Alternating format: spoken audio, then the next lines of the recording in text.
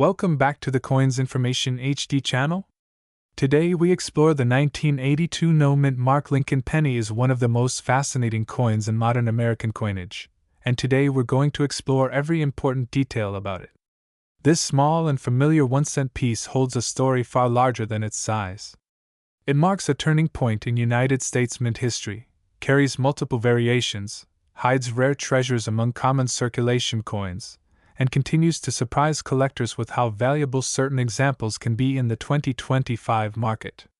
Whether you're a seasoned numismatist or someone checking your change for the first time, this video will walk you through the complete story of this remarkable coin. In order to appreciate the 1982 no-mint mark penny, we need to go back to the early 1980s. At that time, the metal markets were experiencing dramatic changes. Copper prices were rising rapidly, causing a unique problem for the U.S. Mint. The Lincoln cent had been made of a copper-based alloy for decades, but by 1981 and 1982, the metal inside the coin was becoming as valuable as the coin itself.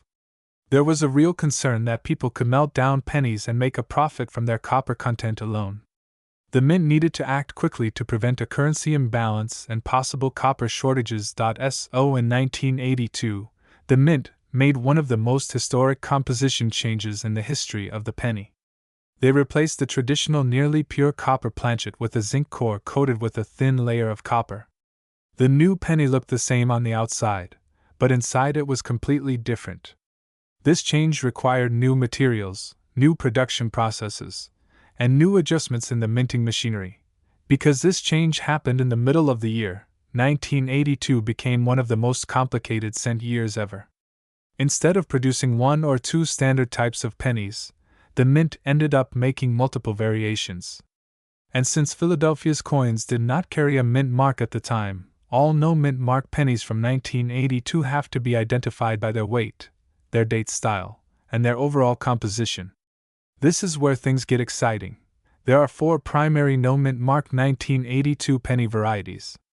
These include the copper large date, the copper small date, the zinc large date, and the zinc small date.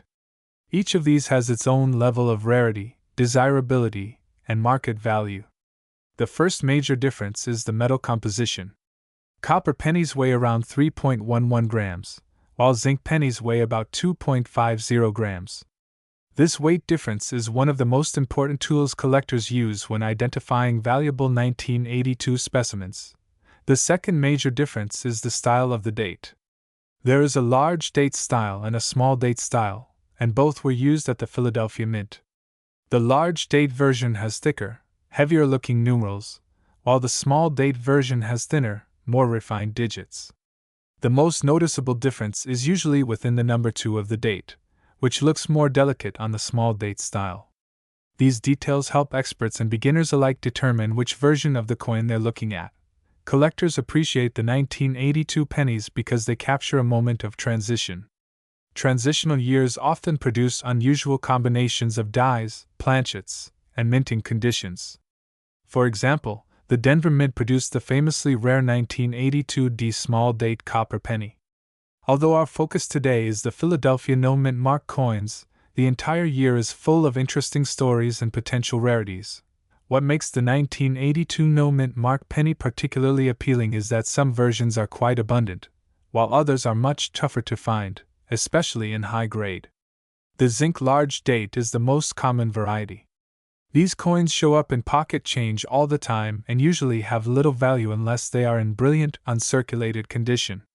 The zinc small date is less common but still widely available.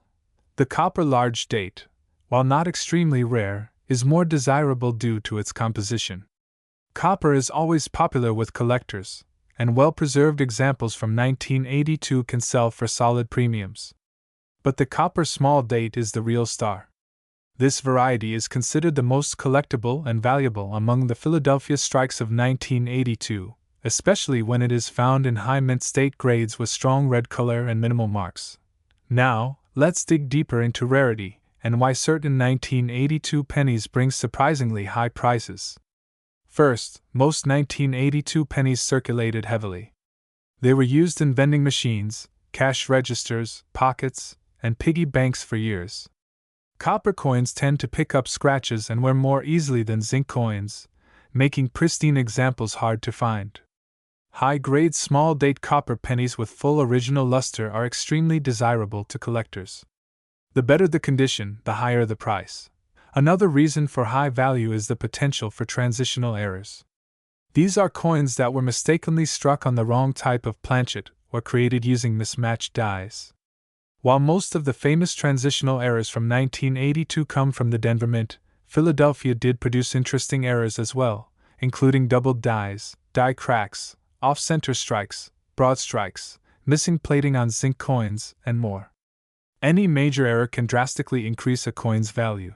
Now the big question: how much are 1982 no-mint mark pennies actually worth in the current 2025 market? Let's break it down clearly and realistically. The zinc large-date version in circulated condition is generally worth face value. In uncirculated condition, it might fetch a few cents up to $1. High-grade examples certified by professional grading services can reach several dollars, but they are still common. The zinc small date is a little better. Circulated pieces might bring a penny or two over face value. Uncirculated pieces may sell for a few dollars, and very high-grade examples can reach modest collector premiums. But these are still not the rarest. The copper large date is more appealing. Circulated examples may bring between a few cents and 25 cents depending on condition.